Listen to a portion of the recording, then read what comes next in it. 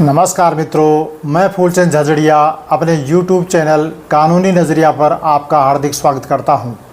आज कानूनी विषय पर चर्चा के क्रम में हम ये देखेंगे कि भ्रष्टाचार निवारण अधिनियम 1988 में जो लोक सेवक की परिभाषा दी गई है, क्या उस लोक सेवक में स्टाम्प विक्रेता भी शामिल हैं? जो अदालत परिसर में स्टाम्प बेचते हैं, वो स्टाम्प वेंडर, वो स्टाम्प बेचने वाले स्टाम्प विक्रेता क्या लोक सेवक की श्रेणी में आते हैं? तो इस संबंध में ऑनरेबल सुप्रीम कोर्ट के एक निर्णय की मदद से हम समझने की कोशिश करते हैं। तो मामला वर्ष 2003 का है। एक स्टाम्प विक्रेता के पास स्टाम्प खरीदने के लिए एक व्यक्ति गया, तो स्टाम्प विक्रेता अमन भाटिया ने 10 रुपये के स्टाम्प के लिए 12 रुपये की मांग की, ऐसा उस शिकायतकर्ता का कहना था। और वह एंटी करप्शन ब्यूरो के वहाँ गया और उसने शिकायत अपनी दर्ज करवाई। तो 10 रुपये का नोट और 2 रुपये का नोट, इन दोनों नोट के पाउडर लगा करके उसको दे दिया। उस व्यक्ति ने स्टाम्प विक्रेता को दे दिया। स्टाम्प विक्रेता ने वो ले करके रख लिए और 10 रुपये का स्टाम्प उसको दे दिया। ऐसी कहानी प्रोसिक्यूशन की है। बाद में जब स्टाम्प विक्रेता अमन भाटिया को पकड़कर उसे हाथ धुलाए, तो हाथों के धुलाई का घोल का रंग गुलाबी हो गया। तो इसे साबित हो गया कि इसने उन नोटों को अपने हाथ में पकड़ा है और उसके विरुद्ध न्यायालय में आरोप पत्र पेश किया। ट्रायल कोर्ट ने उसको दोषी माना और सज़ा सुनाई।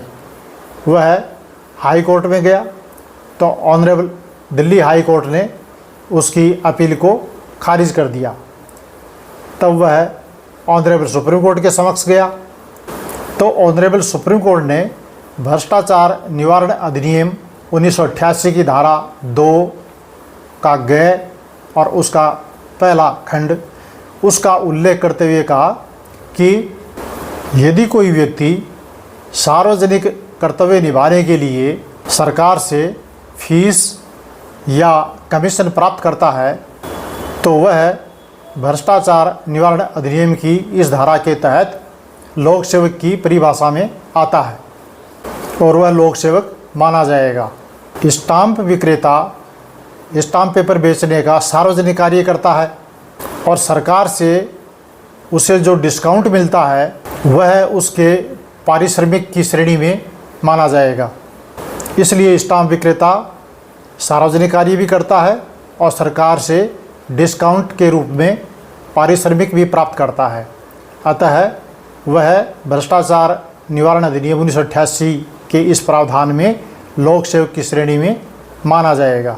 इस प्रकार इस मामले में ऑनरेबल सुप्रीम कोर्ट ने स्टाम्प विक्रेता को लोक सेवक तो माना, लेकिन इस मामले में अमन भाटिया ने रिश्वत की मांग की हो, 12 रुपये मांगे हों 10 रुपये के बदले, ये मांग करना साबित नहीं हुआ, इसलिए उसे दोष मुक्त कर दिया। तो इससे हम क्या समझे? इससे हम ये समझे कि जो भी कोई सार्वजनिक कार्य करता है और सरकार से कोई कमीशन के रूप में, फीस के रूप में, डिस्काउंट के रूप में, वेतन के रूप में, भत्ते के रूप में किसी भी प्रकार का कोई पारिश्रमिक प्राप्त करता है, तो वह व्यक्ति लोक सेवक के रूप में माना जाएगा। और वह रिश्वत लेता है तो भ्रष्टाचार निवारण अधिनियम 1988 के तहत उसके विरुद्ध कार्रवाई की जा सकती है। मैं आशा करता हूँ कि आपको यह वीडियो पसंद आया होगा। यदि पसंद आया हो, अच्छा लगा हो, तो आप इसे लाइक कीजिए, सब्सक्राइब कीजिए और अपने मित्रों के साथ शेयर कीजिए। आपका बहुत बहुत धन्यवाद। नमस्कार।